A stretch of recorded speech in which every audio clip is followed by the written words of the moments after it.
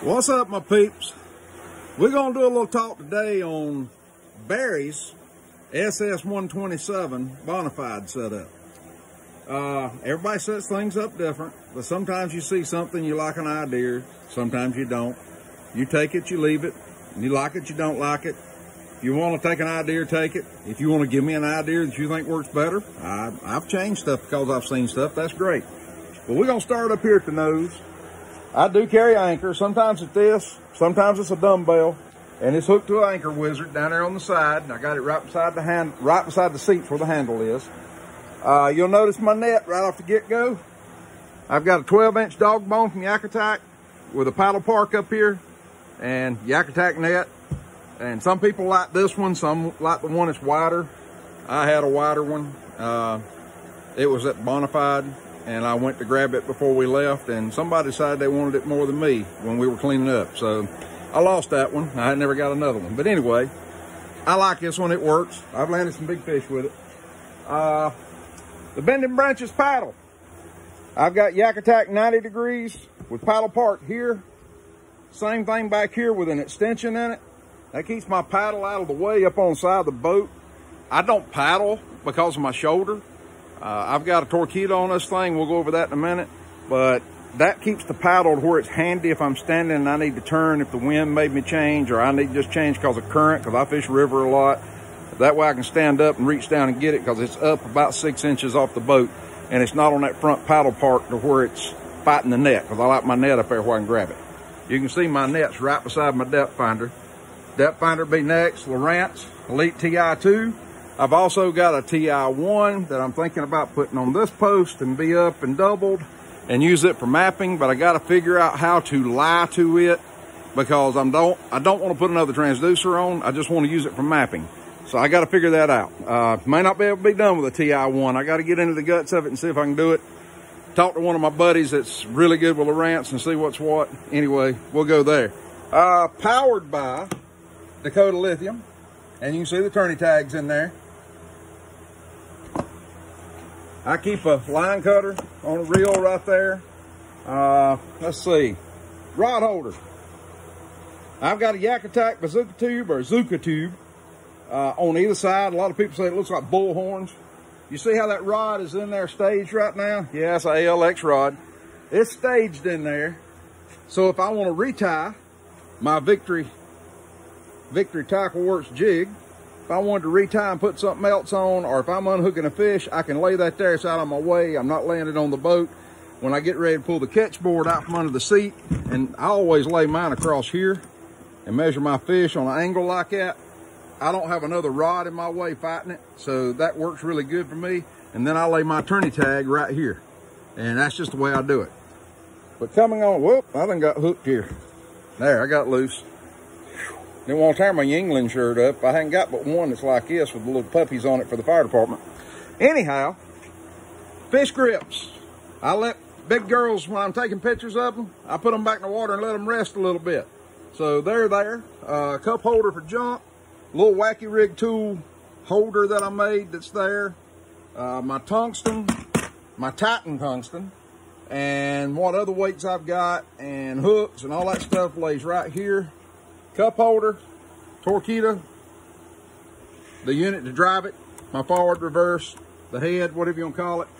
My Chinook life jacket, which to me, ain't no better. That's NRS Chinook. I know they've got others out there. I hadn't tried. Sometimes when you got something that you like, you just don't try others. But Chinook has got several, or NRS has got several different name brands out there. They're really great, plus they're really great to the kayak industry. So you try to use somebody that's really great to the kayak industry anyway. I've got two of these babies, and one of them's in the belly of the boat up there. And that's an extra in case I come up on somebody that left theirs at home. I've always got an extra.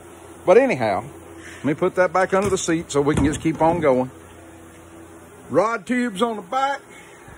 Right now I've got AR tubes up here. Sometimes it will be Omegas. Sometimes it'll be bazooka tubes.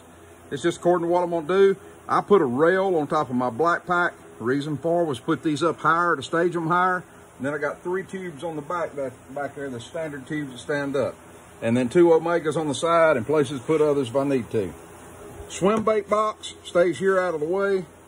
3700, 3600s, you notice my black pack does not have a lid. The reason it does not have a lid is because it don't hold 3700, so the lid stays off of it. While I'm riding down the road, I keep a bungee on it. This stays here during tournament time. Spinnerbait box stays out of the way. So that's that stuff. Battery for the Torquedo. I'm losing my mind here. Power pole is set up ready to go. The Torquedo, and you'll notice that's not a normal Torquedo mount. That's a one-off mount. That Torquedo is not a one-off. You can get them, but that come out of the pod for a wilderness system boat, and then it was revamped and made to go on this. And here's my little redneck raise up. It does raise up and get a little shallow if I need it to get shallow. I say redneck raise up because I had to make that at home. And my trailer's about to roll out of the shop. You always want a good rolling trailer, but not one that rolls out of the shop on you. Other side, cup holder. Back to the Anchor Wizard. I said something about right beside my seat so I can reach it real good. The other bazooka tube. And that's the walk around of it. A few little odds and ends gadgets I probably didn't mention. Let's go up here to the front. Let's get the net off and out of the way. Bonafide is getting ready to release a drop-in for this, finally. But what do you carry in the belly of your boat? There's that extra NRS I was talking about. A few lures I won't use that much, A-rig, buzzbait, stuff like that. The battery for my yak power, and my yak power control is back beside my seat. I have the wired one in both my boats. The battery for the micro pole, it stays in here going down the road. First aid kit, extra tourney tags, extra line for leaders, my flappy hat, my 50 plus SPF banana boat, so I don't get too burnt. My wife fusses about me getting burnt. And if you're in the south or the southeast, you gotta have some rappel. Then I've got this box is more tourney tags. It's a few odds and ends in case things go bad. And this box, that's where all my paperwork for the boat is in case DNR stops me or somebody like that. I got to get up here in the front to show it. And then I've got a dry bag. It's got a towel and a few extra things there if I need it. So that's a rundown of what's going on. I told you I was going to try to be quick. One more look at it. And if you notice up here, something that's kind of catchy on this boat. My Huntsman that's over there in the pile of boats that I got hasn't even been on the water yet. This is the hatch off my Huntsman. My Huntsman was the last SS 127 run at the Greenville plant before it was shut down and everything moved to North Carolina. And I got everybody who was at work that day to sign my hatch cover. So since I hadn't put the Huntsman on the water, I took it off and put it on whatever boat I'm using. That's what it stays on. So I take everybody fishing with me.